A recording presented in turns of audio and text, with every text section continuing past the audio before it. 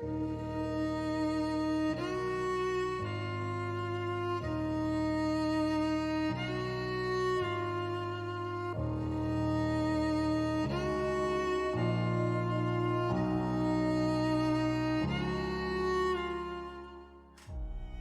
and welcome to Look Behind You, the podcast where we talk about the paranormal, the supernatural, and everything in between.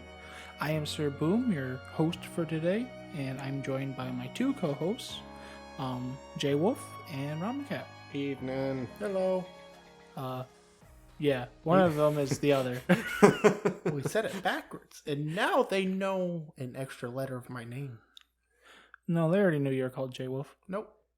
No, we usually just call him Wolf, not Jay Wolf. Oh, I guess so. His Now proper they name... can stream snipe me on video games. You stream video games now? No. Then they can't stream snipe you. You want to bet? All right, so how you guys doing today? Doing good. Good. Sleepy, but good. Oh, just for the last hour and a half, you're saying that I'm wide awake. I was up until 5 seconds ago. That's how it works. All right. Well, on today's podcast, we're going to be talking about Bigfoot. Whoa, Yes. it happened. Not only just Bigfoot, but we're going to be talking about the original American Bigfoot stories. Yep. All American. All American. I think we're going to talk up to like the Patterson film and the stuff before. If you guys are up for it. Sure. Yeah. I feel like this is that's gonna what we be- planned, right? Yeah, it's And going then to be a little bit more freeform than we usually do, so... I think we also plan on doing other episodes of like different regions and times Yes. of Bigfoot. This is going to be our first video of a couple. Our plan is to go over the origins of the Bigfoot in America, and then we'll go over a couple more bigger known stories throughout the times. Yeah, and these aren't going to be like one episode after the other. No. This is going to be basically periodically. We're going to sprinkle it in the timeline. Yeah, So this is kind of a passion project here. I guess, yeah. On top of a passion project, on top of a passion project. Right. Eventually, we'll get to the Yeti.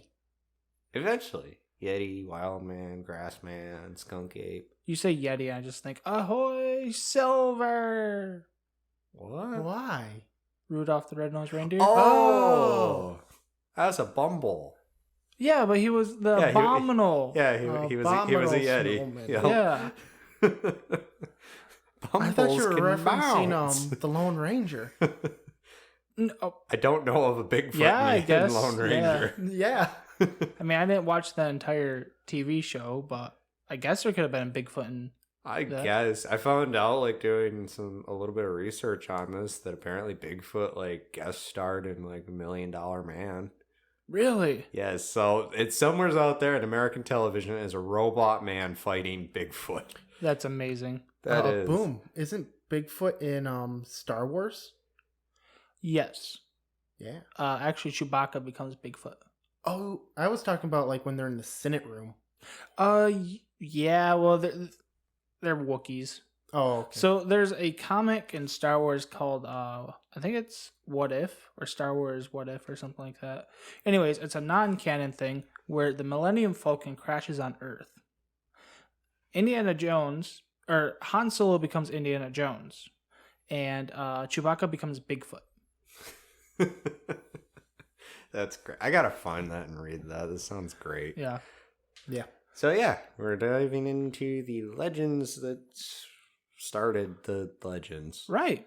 Of course, this is not going to be totally comprehensive of everything there is to the origins, but it is what we've found and what we decided to talk about on this podcast. Yes. So, If we tried to talk about everything, it'd be longer than an hour. right. And I've been living in the dark ages for the last week now, so...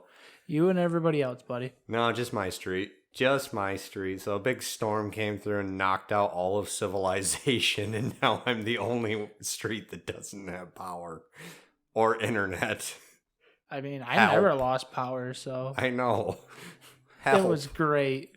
Neither did I. I can't do my work.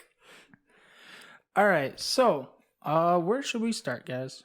I think Ramen Cat had the diary. Yes.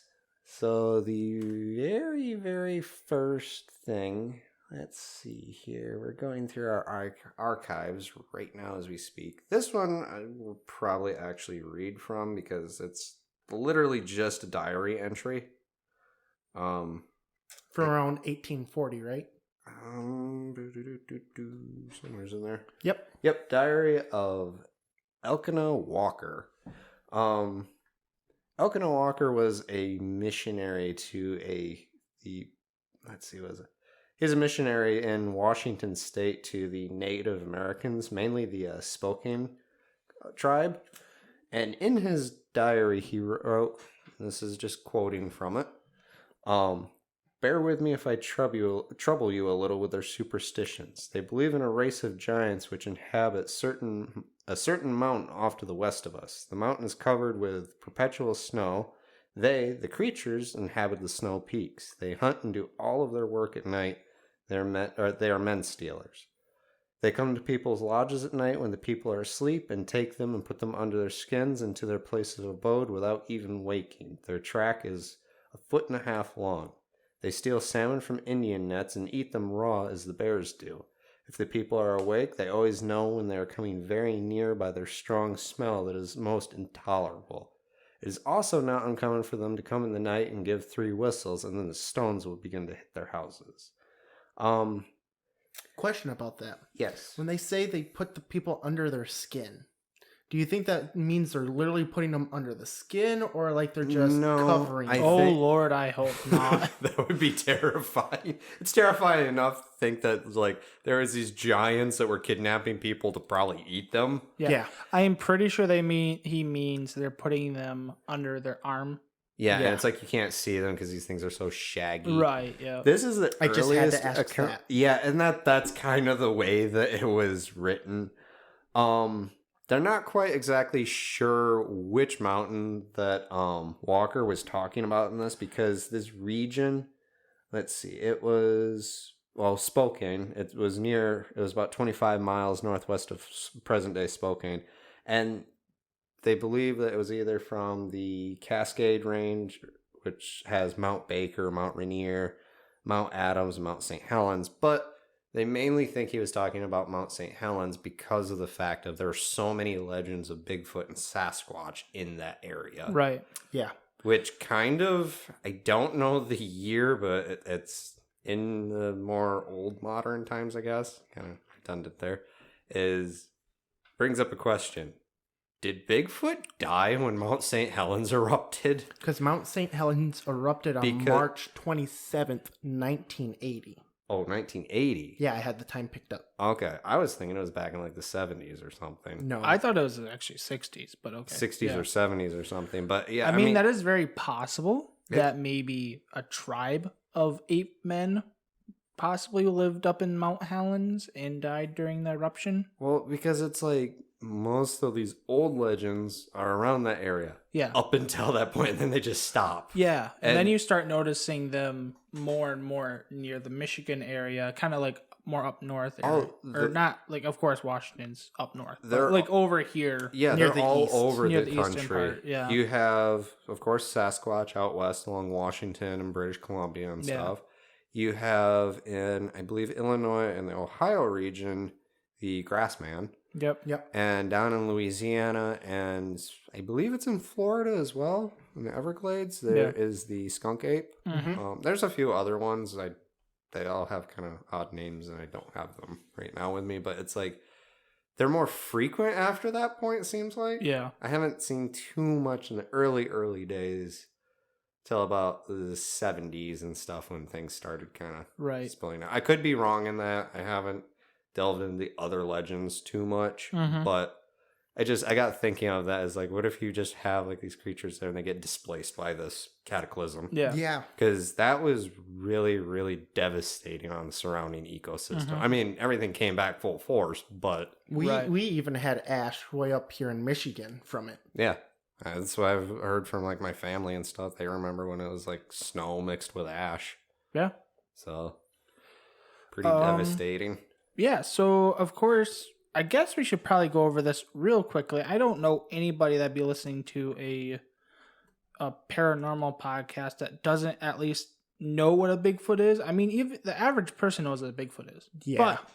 But I'll do this for the sake of just record. Generalization, yeah. A Bigfoot is known to be a humanoid ape-like creature that usually stands anywhere between about 7 to about 8 feet tall. Yeah. Mm-hmm. It is known to have hair covering its entire body, and it is known to have a large stench to it.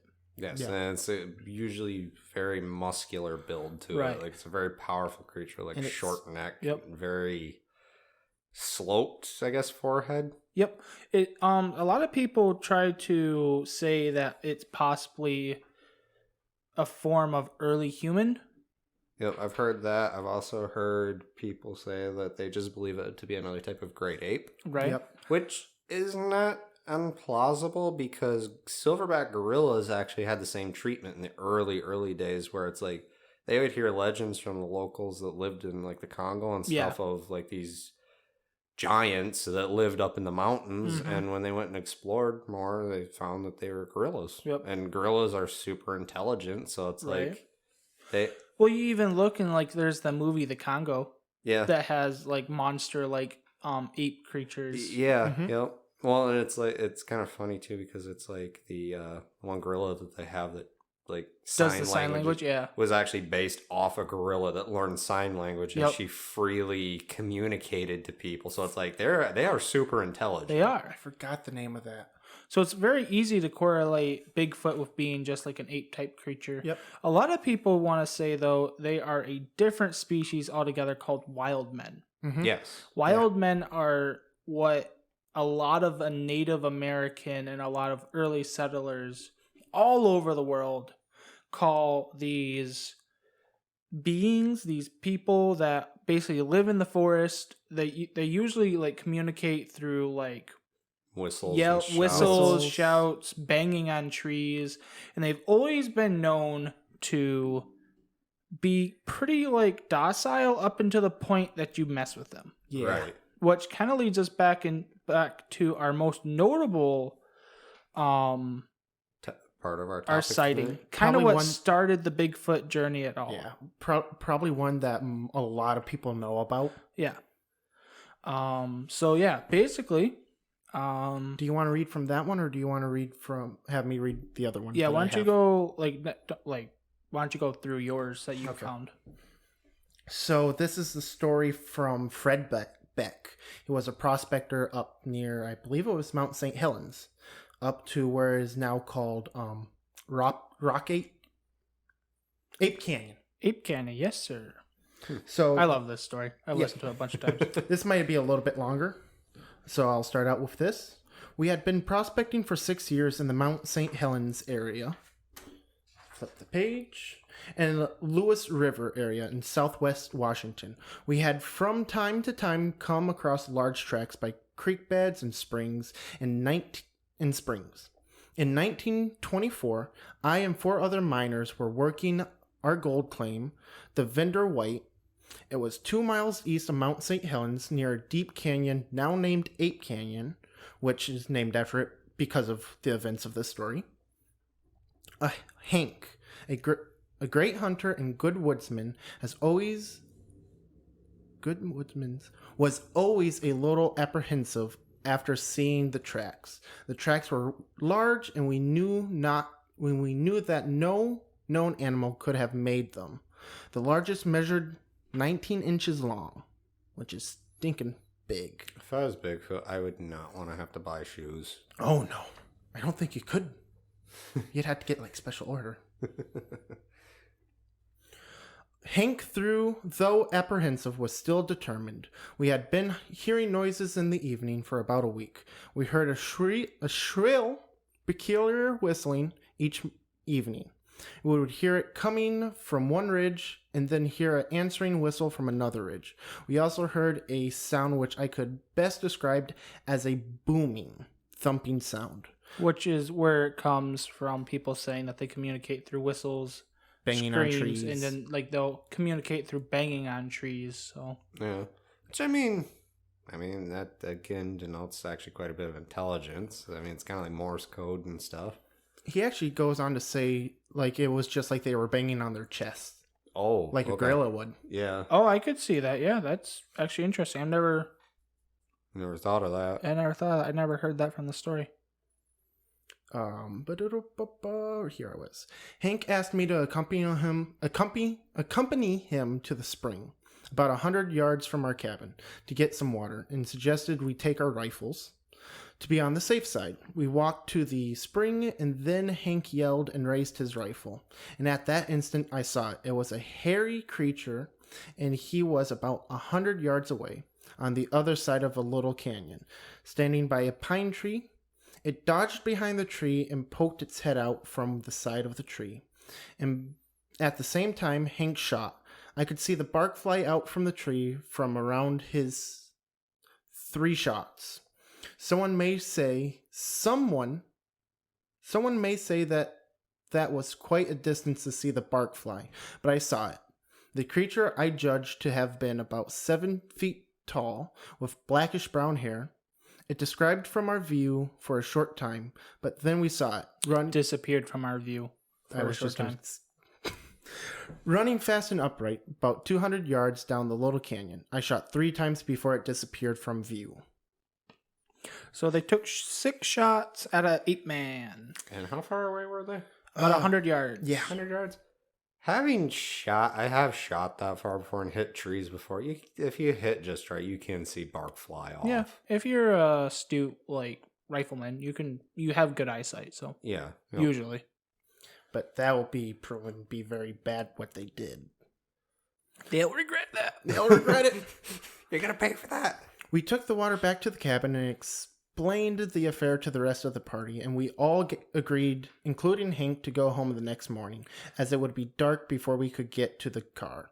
We agreed it would be unsound to be caught by darkness on our way out. The one thing in all of this that I am wondering, because I don't know, it might just be me, but if I seen something that was unknown to me, my first instinct would not be, I'm gonna blow it to smithereens. I was just gonna say, everything we talk about on this podcast seems like the first thing people do, they shoot at it. Yes. Yeah. I don't know.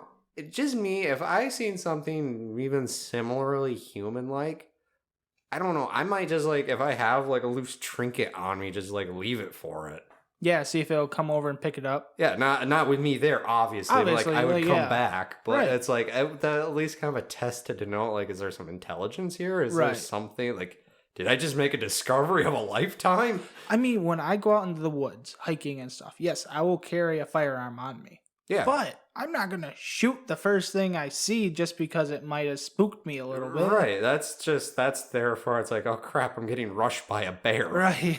Or, And then even still, I won't shoot it. I'll just try running away. yeah, it's a last minute thing. Yeah. It's for this to not have shown any, it was just curious. And then just I'm going to fill you full of lead is the most hillbilly thing I can think of. I know. It, Or Prospector. Kind of like the guy with the Jersey Devils. Let's fire a cannon at it, boys. well, that's what I was thinking. We had the guy that fired a cannon at the New Jersey Devil. What was we were talking about? We had the the loggers. Mothman. Didn't the Mothman get fired at? I don't remember. No, that. they were just hunting for that. There But- was the loggers with the dog man that poked at it with a stick into a Yeah, they log. were poking at it with a stick. Yeah. Just This first instinct is just be mean to whatever you see type thing. I'm not the one to be All animal rights. yeah, but at least be nice to the things in the woods Yeah. because then they might be nice to you. Instead, you're gonna get eaten or something. Pull out a double I don't know. barrel shotgun and go boom. It's yeah. Don't do that. It's No. to me, it's kind of a good form of that of proof is the guy. I don't know if anyone's ever seen this video on YouTube. Guy's just sitting there at his camp, and a bear walks up, and the guy just he doesn't show and any he sits aggression. next to him. Yeah, the bear just sits next to him and looks at him. What's up? Yeah. And then leaves. Yeah. It shows no aggression because the guy's not he's not freaking out. Yeah. He's not being threatening. Yep. And it's I feel just a good chunk of it. It's yes, there are mean animals. There's tons Well, of if mean you show people. there are certain animals like a grizzly bear and a black bear. Black bears can be mean. They're very territorial, as well as grizzly bears. A brown bear, as far as I know, I could be wrong about. I could be getting them mixed up. I think black bears are more docile than Yeah. Yeah. because I black feel bears like you can scare away easy. Yeah. But anyways, there's certain bears that are pretty docile, but then there's certain bears that you know that you need to stay away from. Right. You don't let a grizzly bear come and sit down in your campsite. Right. No. I don't know. I apologies if I can't think of his name, but there's like a French zoologist. Yeah. His whole thing he's discovered with animals, he'll just waltz right up to a lion and just sit down next to it and start recording it because his whole thing is just don't show emotion. Yeah. A lot of animals, if you just don't show emotion or like act like you know what you're doing, they'll be like, well, I'm not going to mess with that dude. It was funny because I was watching this documentary and he like sits down next to a leopard and the leopard's just looking at her like, what?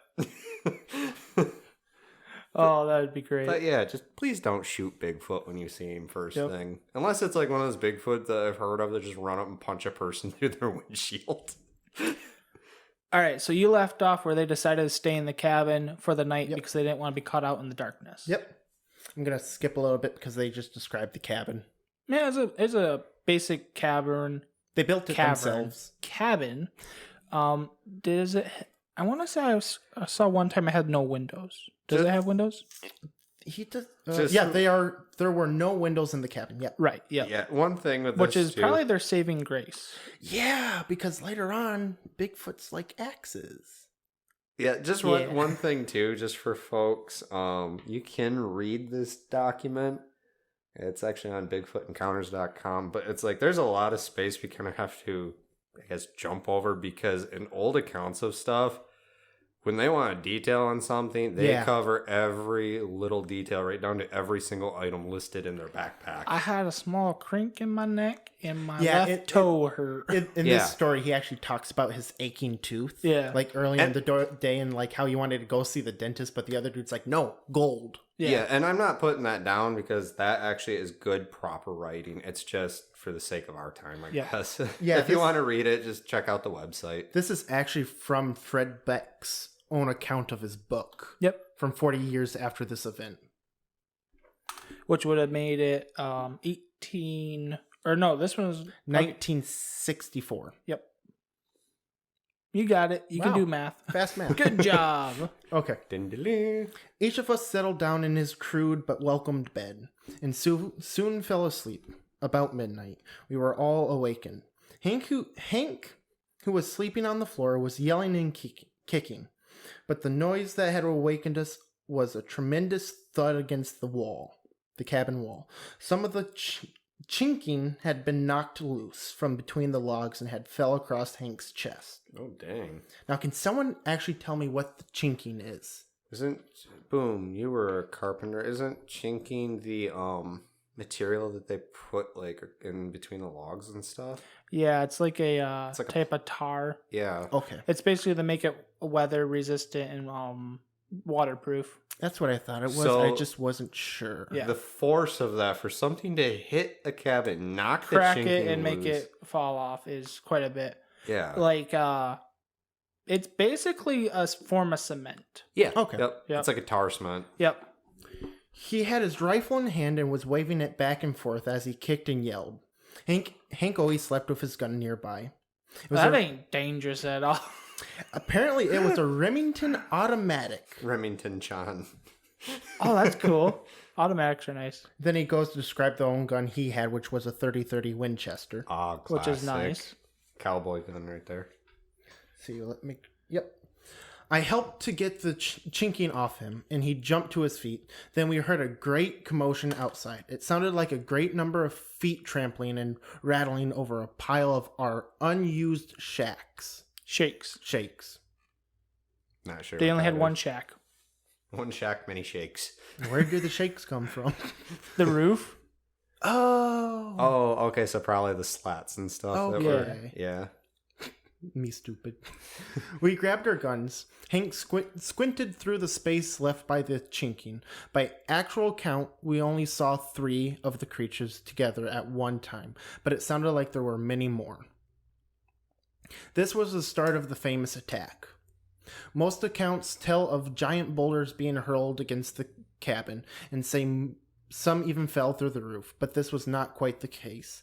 There were very few large rocks around that area.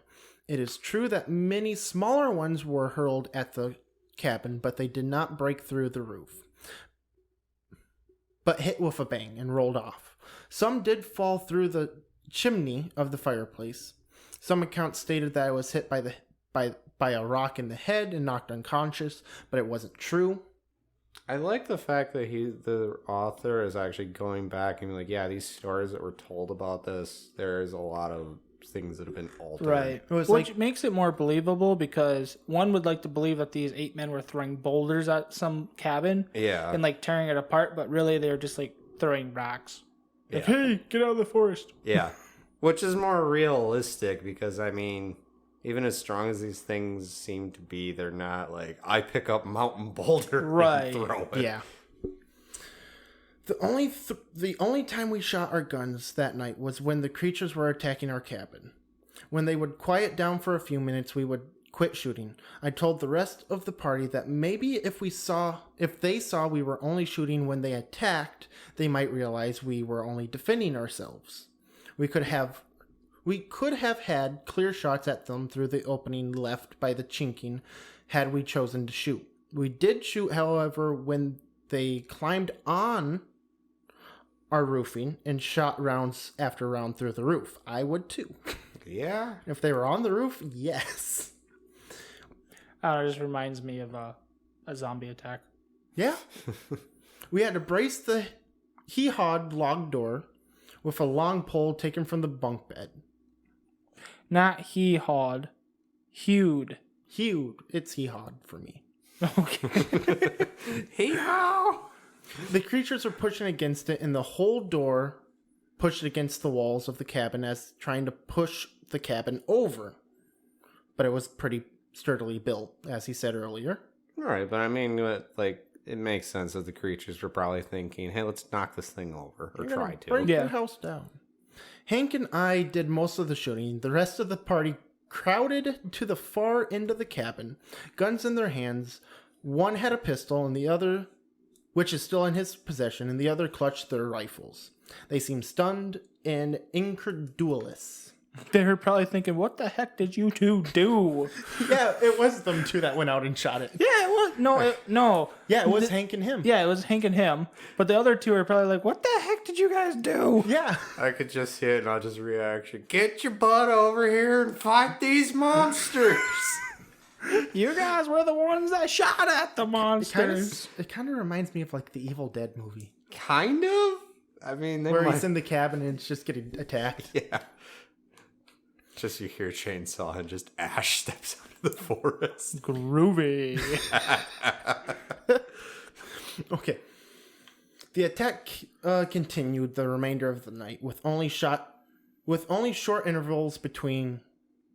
A most profound and frightening experience occurred when one of the creatures, being close to the cabin, reached an arm through the chinking space and seized one of our axes by the handle. I was wondering why the guy was freaking out about having that material fall on, like, say for the initial surprise, but it's like, I'm thinking of the old cabins where they stack them like Lincoln logs, so there's probably a good like half-foot space in between Yes. each of these. Not like modern. They took full logs Just stacked them, and notched stacked them, them. and stacked They them. notched them and stacked them. That's why the Yeah, one dude not- had help getting up. Not Yes. like the modern ones where it's like there's probably about a quarter of an inch stack between each of the logs. As somebody that's had a piece of concrete wall fall on me, it's pretty hard to get up when it's on you. Yeah, no, I was just thinking that as like, and now that just kind of filled in Yeah. the thing. So yeah, I'd be freaking out too. It was like, boom, wall. I have an axe now. Before the thing could pull the axe out, I swiftly turned the head of the axe upright so it caught on the logs. And at the same time, Hank shot, barely missing his hand. Not Hank's hand, the other dude's hand. Yeah. The other dude, you mean the ape? No, Frank. Oh, Fred. Darn it, Fred, let them have the axe. The creature let go, and I pulled the handle back in and put the axe in a safe place. Just rips up through the floor, grabs it. It's mine now. Almost done. A humorous thing I well remember was Hank singing, "If you leave us alone, we'll leave you alone, and we'll go home in the morning." If you leave us alone, I'll leave you alone, and I'll go home in the morning. I could see that actually I happening. could too, though. just to stay calm in this Because it's situation. happening all night. It's just like, leave us alone and we'll leave you alone and we'll just go away. Please. He did not mean it to be humorous.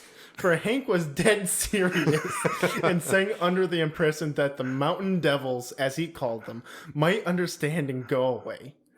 The attack ended just before daylight. Just as soon as we were sure it was light enough to see, we came cautiously out of the cabin. Huh.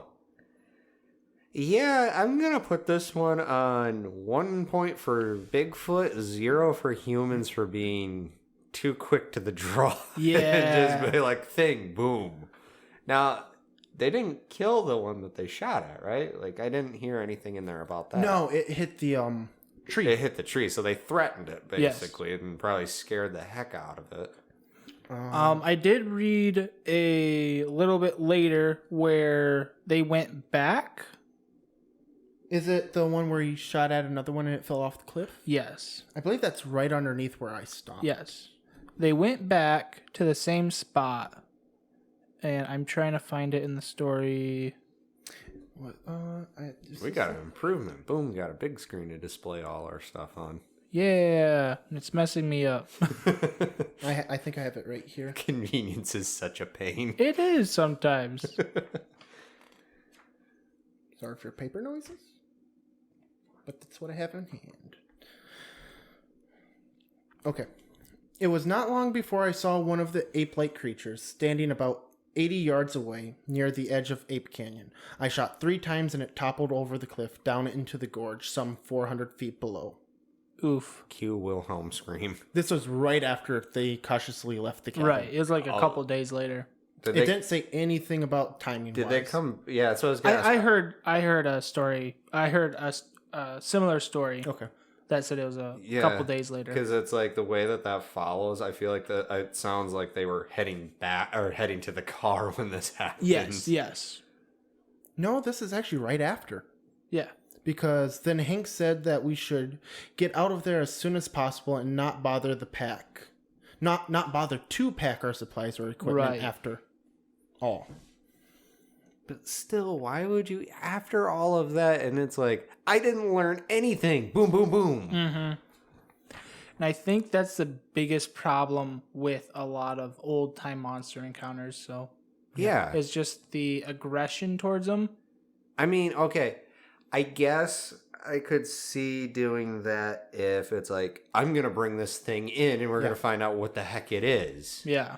I guess but I see even that. still, you find the weirdest thing you've ever seen in the woods. You shoot it and kill it. You don't care if it might be the last one there is. Yeah. I mean, people didn't really care about that much back then anyways. Oh, but... yeah. I mean... They were out there for gold. Yeah. That's true. They'd kill their own partners for gold. The amazing thing about this, though, is as you look at more and more stories, Sasquatch is actually, at the time, like before more modern times, like 50s, 60s, all that stuff, Sasquatch was actually considered a pretty common local legend around the areas. Yeah. And the Native Americans were just like, yeah, don't go that way. There's a giant that way. Yep. Like, it was just basically like the same. It's like, yeah, there's a bear that lives down there. Mm-hmm. All right. Well, that's the end of that story. We will take a quick break and we will be right back with some more smaller stories and then kind of our own opinion on the origins of Bigfoot. Yep. So, yeah, we'll see you all on the other side. See you. See ya. Woo, woo, woo. And we're back. Welcome back, everybody. Yay. Bigfoot stopped by, grabbed a drink, and went on his continued on his bike ride. He stole my drink. Yeah. Yeah. Oh, come on. I gave it to him. You can have mine. Cool. You can drink water. Okay, I mean, I probably should. I haven't drank any for 3 days. Dude, that will kill you. I live off tea. That will kill you as well. She has water in it. You know what? If anyone ever wants to just make me happy, just send me a can of tea.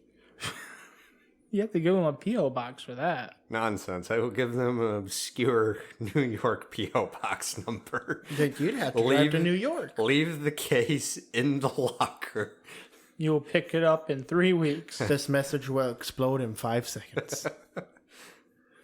All right. We just got done talking about the Ape Canyon event. 1924 Ape Canyon event/attack.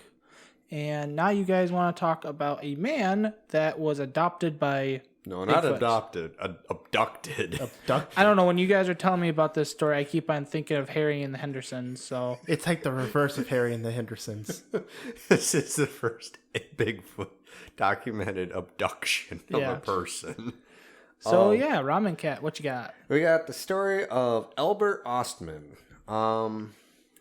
Let's try to find a year. I don't see a year. I think this was 1924 as well. Wow, Bigfoot was active in 1924, or people were just really making Bigfoot angry. Well, at this point, we're believing it's a Bigfoots. Yeah, in this one there's Bigfoots. Well, in Ape Canyon there's a whole army of Bigfoots. Right. They That's, only that's saw what I'm saying. 3, There's though. Bigfoots, lots of them. Which again is to Big me, I feel like they got wiped out in Mount St. Helens or displaced.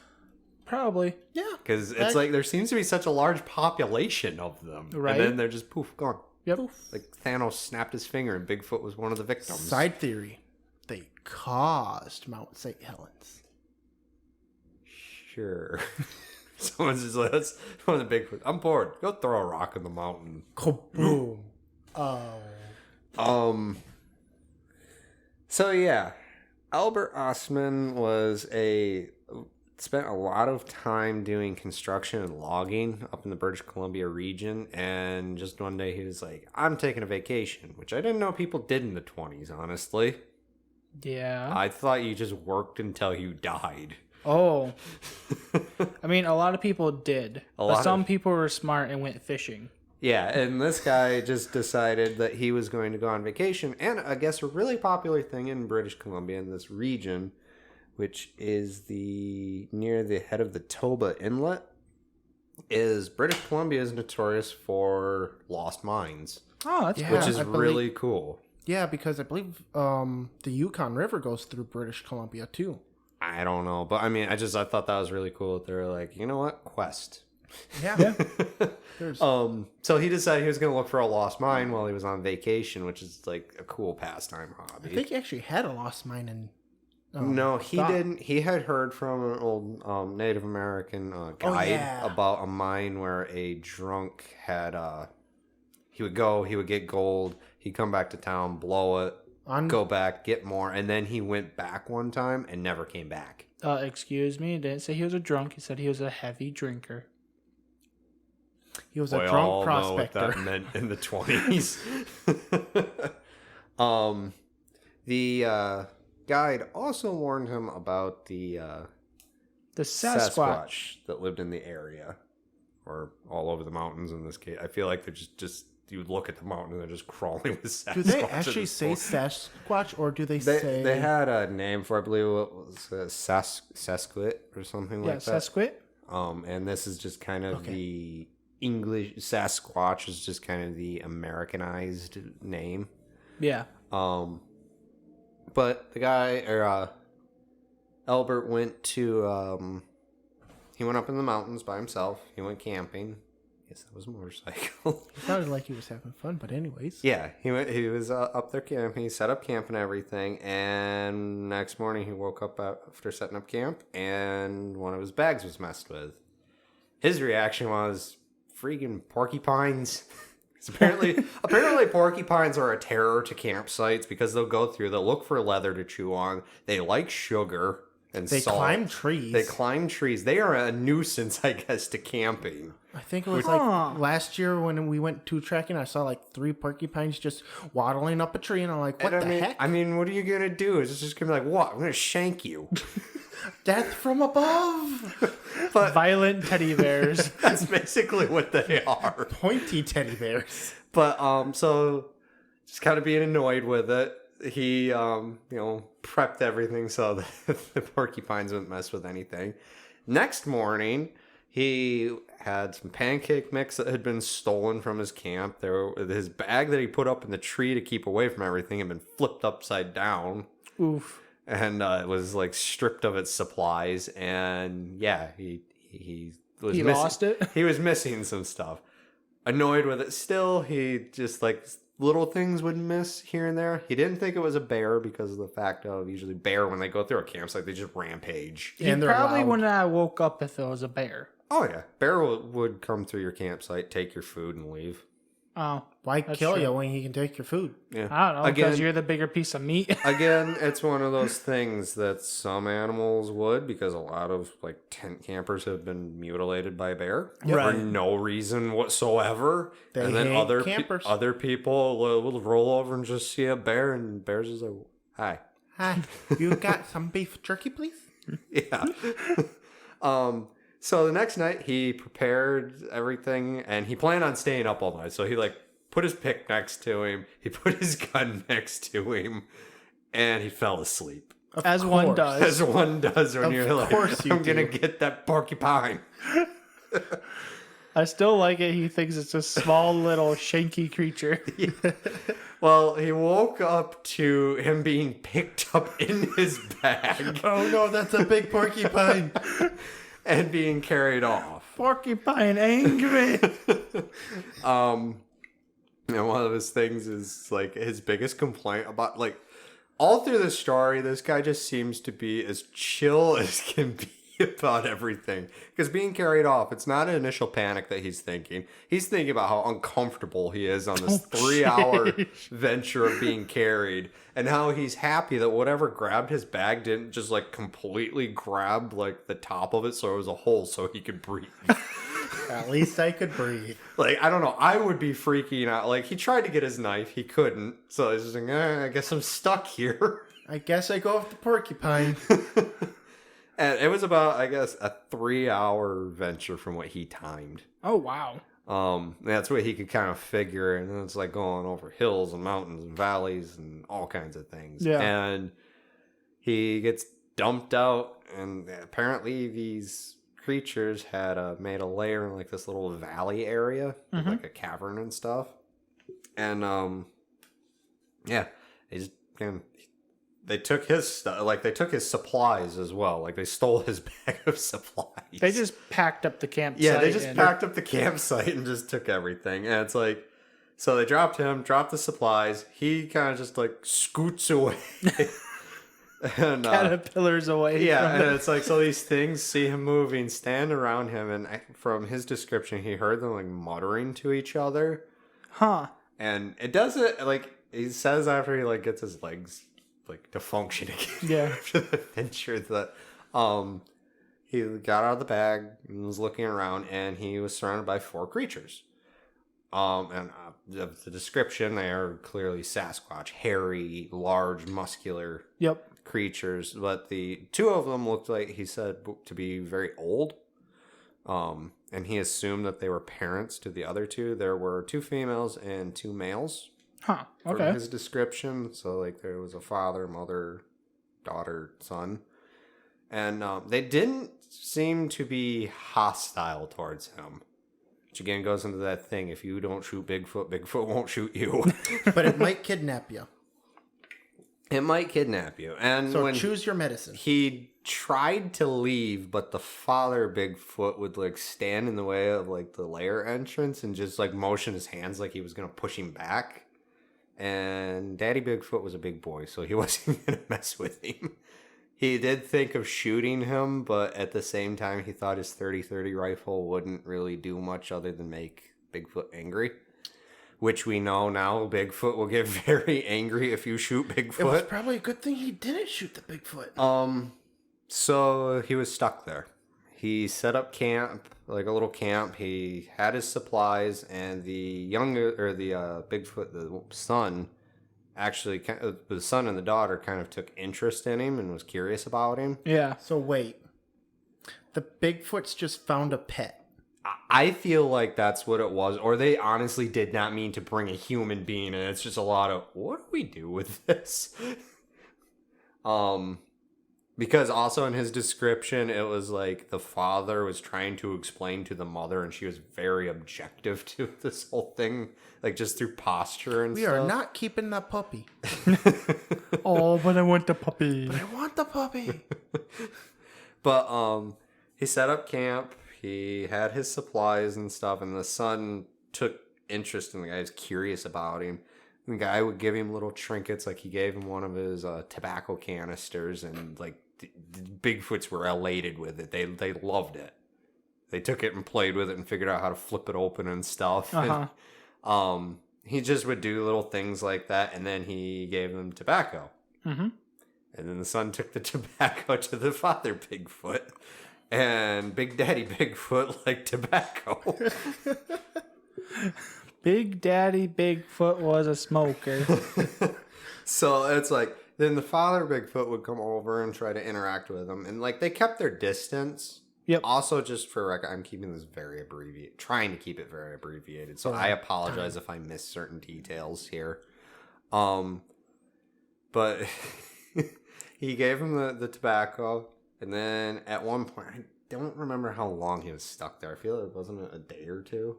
I think I saw over there that it was 3. Yeah, so he's stuck here with these things for 3 days, and his supplies are starting to dwindle. But he did take note that like they were gathering things like grass, it was grass roots, berries, twigs, plants. Like obviously, they weren't carnivorous, or they were very omnivorous.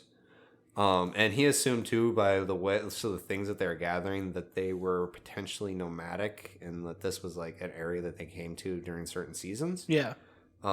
Which makes sense because most animals in North America are pretty nomadic, unless they're like, I braved the snow and welcome death. Yep. I guess one of the more humorous notes in this is like right before he tried making his escape, he took coffee and made it and gave it to the Bigfoots. And it drank it grounds and all. Yeah, it drank it grounds and all because the way he had to make it, he didn't have the actual proper equipment to make coffee. Right. The Bigfoot, I guess, made a sound, made a weird face, looked up, looked back down, tucked its head between its legs and rolled. I think it like rolled to like some water spot or something. I don't know. I don't think it covered that, but it's just like the reaction to coffee. It's like, Sounds like it's straight out of a Disney movie, honestly. It does. So from that, we find out that Bigfoot is a druggie because he likes tobacco and he likes coffee. And coffee is a drug. I just find it weird that it's like that kind of reaction from coffee. It's just like, whoa. It's probably the caffeine. It could be for something that's never had caffeine before. Right, that's what I'm saying. Caffeine's a drug. And so- also through all of this, the guy notes that like the females of the group were actually tended to be more docile and like Yes. shy and like kind of kept away from him. Yeah, he actually did really good description of them. Yeah. They were pretty plainly human. Yeah. Besides for the fact of the females did not really have like Feminine features. They're very like they're flat chested and stuff like that. Very sturdy build. Very Like they're sturdy. built for Like survival. all of them, the youngest was between 200 and 300 pounds, and the oldest, which was the father, was like close to 800 pounds. That's a Yeah. big boy. Is really big boy. But And that's by what he could tell. that's why he decided not to shoot at him. Right. Yeah. I believe with the coffee incident, wasn't that where he decided to make his break for it? Probably. I didn't read much. I just I saw bel- that part. I believe it was. The mother kind of made a halfway attempt to stop him, but he got his gun. Like his gun went with him on this whole trip. Proof again, you don't have to shoot Bigfoot. Mhm. But he aimed at her and he spooked her and she ran back into the lair thingy. I don't know if you call it a cave or a knoll or something. But, Yeah. And then he just made his break for it. He followed a canyon area and made his long trek and survived his encounter with Bigfoot without shooting Bigfoot. That's actually a pretty cool story. It's I've never heard that one It's before. a lot better to actually read over the article. Yeah. It's very wordy, though, in the fact of, again, old writing. He lists every item he took camping with him, which is proper writing. And he like describes like even on his way back, he describes how he shot a big blue grouse. Yeah, he goes into like his hunting patterns and stuff too. Yep. This comes from a book called Sasquatch, The Apes Among Us by John Green. Yeah, because this dude actually talked with John Green. Yep. I believe most of these stories come from that actual like book. So Besides for Ape Canyon. And Right. for these like old documents and stuff, the best place that both Wolf and I found was BigfootEncounters.com. Yeah, it's underneath the classics section. It's a fairly old web page too. Yeah, but I mean, yeah, it looks like it's like early HTML. Actually, if you go down, there's like the back to the main page. Yep. but You'll see how old that it is. is. And Adobe Flash Player is no longer supported. Yeah, it's old. Oh, The most recent thing on it was like they got RGB over 2013. here. but It's still a really good site. It is. It still works. I've the one thing I love to this whole story is like all the stories you usually hear of how scared they are. This guy is just stone faced through his whole Yeah. story. He was just chill. Like, can I go home yet? No. How about now? No.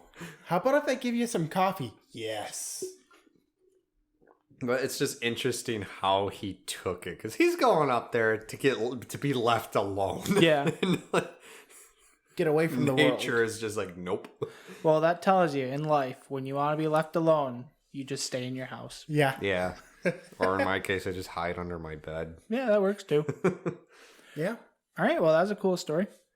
All right. So I guess we'll wrap it up with what do you guys think about the origin of the Bigfoot? I really like the Ape Canyon one. Yeah. I also like with the Mount St. Helens that actually kind of brings in a very possible thing that Bigfoots could have existed there. Yeah, I could see it. Especially back in those times where we don't necessarily have the availability to pack. Back then, we didn't have the availability or the resources to pack for long trips. Long Yeah. trips. Necessarily, unless we were bringing a whole wagon with us, which would make it really hard to do mountainous travel. Well, And you can't really like just take your cell phone up there to take pictures of it or record. exactly. Yeah, and it's like in the 20s, it's like even though things were getting fairly modern, it's still to camp and stuff. You pretty much, if you wanted to stay long, you had to rough it. You had to hunt. You had Yeah. to. Which is Build really your hard up in the cabin. mountains. Yeah. Mhm. Especially when it got really cold where the snow was constantly. Yep. One thing too to note in all of this is the fact of in that region, most Native American lore has some form of Bigfoot, or as they referred to them, wild Indians. Right.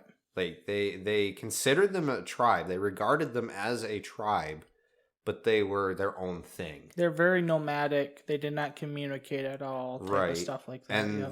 the Native Americans actually seem to have some regarded them with a little bit more respect, while others seem to be more fearful of them or conflictive with them.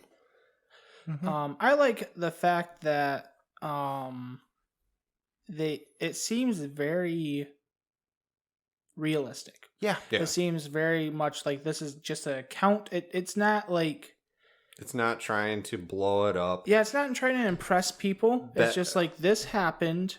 Like even with like the Ape Canyon attack, they were like, oh yeah, these boulders weren't going through the roof. It was just small rocks they were throwing. Yeah. Yeah. They were throwing pebbles He at us. he bothered to correct and actually downplay the whole thing. Yeah. Other than the axe part. He's like, that was true. I They mean, did that grab the makes axe. sense. If something's reaching around, it's going to grab for something. As soon as it grabs onto something, it's going to want to pull it through. Yeah. I don't think it necessarily knew, ooh, weapon. It was probably just wanted to grab I am kind of something. terrified to know what would have happened when they got the axe. Though. If they got the axe Honestly, and left. with Bigfoot's strength, it probably would have whacked something and broke the axe. That is true. Just Yeah, went to, now like- that you say it. I could cut down a tree. Thump. Oh, I broke And the axe. that's the alternate timeline where Bigfoot's become another population that rules the West Coast. Dude, that's the SCP version of Bigfoot, Yeah. Yeah. where they were a It's super. more advanced civilization than us, and a disease took them out. Well, also No, there was humans wiped them out. Yes, Yeah, there was a humans war on rose them. up because we were considered a slave race to them. Yeah, Yeah. we kind of ruled the day, they ruled the night. Yeah. Yep. Yep. And then humans are like, we're advanced now. We take your technology. Now we're going back to primitive. And Yeah. we're going to reset our own minds. The SCP stuff gets really weird. Yes, it does. Check it out. It's worth it. It is. But on the topic, I feel like if there were Bigfoot or wild men, honestly, the devastation from the Mount St. Helens eruption probably wiped out a good chunk or displaced them because as far as I know, could be wrong, there's not that many stories after this where there's multiple Bigfoots. No, it's Not normally really. like It's usually singular one. encounters. Yeah. I've actually, not that I know of, I've not seen any with more than one. Yeah. And I'm kind of just going on that thing of like in the Congo where like gorillas are very specific to areas. Yeah. It might be the similar case like this. Mhm. Most of these, like globally, these kind of creatures seem to be in very specific areas. Right. So to have something just completely devastate your home Mm-hmm. is going to throw Devastating. everything into chaos. Which is, it happens to many species where their habitat, their biome basically gets destroyed or altered in a way where they can no longer live there. Yeah. Right. So, Like out west there, I don't remember where, just in one of the areas that gets lots of wildfires, there's a moth and there's different variants of it, and it's like after the wildfires go through, one moth survives because it's a certain color and blends in, and the other ones that are the other variant got eaten. right, yeah. But yeah, so that was actually very enjoyable for me. I've only heard about the cabin attack, so hearing about Bigfoot's Reverse adopting. Harry and the Hendersons was really fun. So Yeah. I really like that story too. The only thing with the Ape Canyon thing that still makes me mad is the fact of their reaction. Shoot Bigfoot. Bigfoot's attack. We learned nothing. Let's shoot him off the cliff. oh yeah, for sure. That just is like, why? I think that was probably more adrenaline. It- Because they're like, it- it's still here. It could be, and maybe that was kind of a thing like, don't follow us. Right. It was probably more unlikely that thing. I'm going to shoot at it. Holy crap, I hit it. Oops. And I just, the guy getting kidnapped, I just love how nonchalant he is about the whole Right. He just accepts it the whole way. Yeah. It's great. It's awesome. Yeah. All right. Well, I think with that we will wrap up this episode. So yeah. Any you guys have any last words to say? No, when it sounds that ominous. Oh yeah, I didn't mean to say it like that. You guys are coming back, but I mean like any last words for the topic tonight. Not for this one. Again, if anyone has more like details, I would love to hear about it. Always. Yeah. Yep. Always. Bigfoot actually is one of those things that really got me into this. It's like I'm not a solid believer in Bigfoot, but at the same time, I love the stories about Bigfoot. Yeah. Yeah. I wish and hope that Bigfoot is real. Right? Before I read about like the Ape Canyon, I'm like, Bigfoot's overdone. It's just Yeah. boring. But after the Ape Canyon and I read that, I'm like, this is actually interesting. Yeah, and these aren't like the potatoes of modern times No. either. Like we'll get into some of those next time we do this, probably. Yeah, for sure. We will. I know Bigfoot and the Dogman are like the two cryptids or monsters that got me into like the paranormal stuff for sure. So Yeah. it was fun doing an episode on them. If you guys enjoyed what you listened to today, you can go ahead and give us a Rate and review. rate and review on iTunes because we're on that. As well as now you can go to YouTube. You can give us a like on the episode, or you can just listen to it on YouTube, whatever And works for Don't you. forget to subscribe. Yeah, you can subscribe and hit that notification bell. As well as you can also leave a comment because that helps YouTube videos out a lot. Yeah. Comment Bigfoot. Yeah, just if you guys watched it, it's on YouTube. Just blast the comment section of just Bigfoot. Yeah. Bigfoot followed by some form of punctuation mark. Or you could always write, I don't know, porcupine angry. Yeah, Porcupine porcupine angry. angry. Or just find us pictures of just ripped 6 foot tall porcupines. That would be terrifying. Oh, that would be terrifying. But yeah, and then if you want to find out more about our podcast, you can always go to Twitter. You can follow us at Behind You Pod. There you can keep up to date with what we're doing with the podcast, different episodes that come out. And yeah, besides for that, I have been your host, Sir Boom. You can follow me on Twitter at SirBoom9. You can also find me on a different podcast called Baka Talk. There I talk about basically we're kind of turning it more towards like pop culture, interesting things that happen like anime related and like video game related. Baka talk, cool. Baka stuff. Yeah, Baka stuff. Idiot stuff. Oh, just leave it at Baka stuff. That's why we call it Baka Talk. But yeah, there we mainly talk about anime. So right now we're going through Lucky Star. We're going episode by episode. We're reviewing each episode. Luck diving down that hole. Oh, it's Let fun. me know when you get to the initial D reference. Yeah, Wolf will just not moving, just bust through the door. Deja and vu. slide over to the table. But yeah, you can find me there if you're interested in listening to me and two of my other friends just kind of blabber about cool internet stuff and also anime because we like talking about that. Wolf, can they find you anywhere? Nope. Just on the podcast. All right. And on the Twitter. And hanging on out the with Twitters. the wild men in the mountains. Yes. Angry porcupines. They are scary. How about you, Ramen Cat? Where can they find you? They can find me at RamenCat13 on Twitter. Yeah, that's about it. Yeah?